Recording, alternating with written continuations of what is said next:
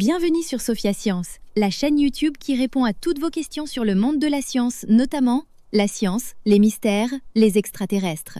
Le contenu de la vidéo d'aujourd'hui est: comment les fourmis savent instantanément qui tuer et qui épargner. Imagine un instant un monde minuscule, un monde où chaque rencontre peut décider de la vie ou de la mort.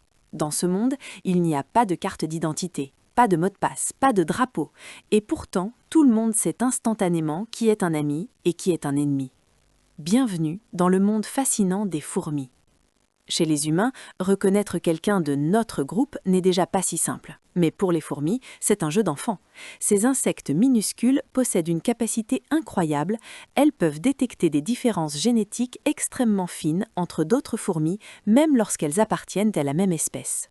Prenons les fourmis d'Argentine. Elles sont petites mais redoutables, très redoutables. Elles sont connues pour leur agressivité, leur force collective et leur capacité à conquérir d'immenses territoires. Certaines de leurs colonies forment de véritables super-colonies, des empires vivants qui s'étendent sur des centaines de kilomètres et regroupent des dizaines de millions de nids. À l'intérieur de ces super-colonies, la paix règne. Les fourmis se croisent, travaillent ensemble, partagent les ressources, sans jamais se battre. Mais dès qu'une fourmi étrangère entre sur le territoire, tout change. Les combats éclatent aussitôt. Et pas de petites disputes, de véritables batailles féroces, chaotiques, meurtrières. Des biologistes de l'Université d'Australie de l'Occident ont voulu comprendre comment ces fourmis faisaient la différence. Ils ont étudié la plus grande colonie de fourmis du sud de la Californie, un territoire immense, près de 960 km². À ses frontières vivaient 3 colonies plus petites et celle-là que l'enfer commençait. Dans ces zones frontalières, les combats étaient si violents qu'en seulement 6 mois, au moins 15 millions de fourmis ouvrières ont perdu la vie. 15 millions, un chiffre difficile à imaginer, mais qui donne une idée de l'intensité de cette guerre miniature. Les chercheurs ont alors mené une expérience étonnante.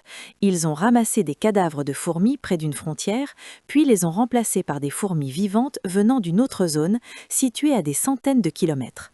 Pourtant, ces nouvelles arrivantes appartenaient à la même supercolonie. Résultat, aucune attaque. Pas la moindre agressivité, comme si ces fourmis étaient reconnues instantanément comme des sœurs. Puis les scientifiques ont répété l'expérience avec des fourmis provenant d'une colonie différente, mais située à seulement quelques dizaines de mètres. Et là, immédiatement, la guerre. Les attaques ont éclaté sans hésitation. Comment est-ce possible ?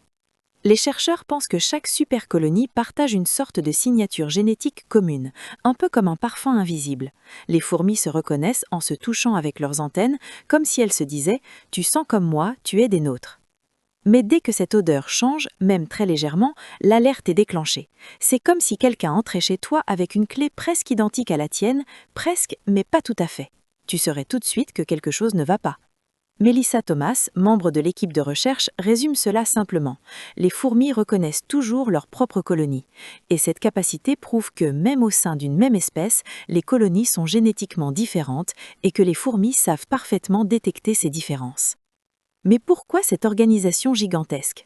Pourquoi éviter la guerre à l'intérieur d'une supercolonie ? La réponse est étonnamment logique. La guerre coûte cher. Elle consomme du temps, de l'énergie et surtout des vies. En restant pacifiques entre elles, les fourmis peuvent consacrer leurs ressources à des tâches bien plus importantes, trouver de la nourriture, élever les larves, agrandir les nids.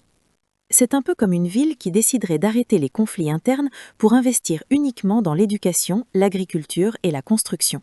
La croissance devient alors fulgurante. Chez les fourmis, cette stratégie est incroyablement efficace. Moins de combats internes, plus de coopération et une expansion spectaculaire. Alors la prochaine fois que tu verras une fourmi traverser le sol, rappelle-toi, derrière ce petit corps se cache une société complexe, organisée et capable de reconnaître ses alliés à l'odeur invisible de leurs gènes. Laissez vos questions dans les commentaires ci-dessous et Sophia Science fera de son mieux pour y répondre. Merci d'avoir regardé et à la prochaine!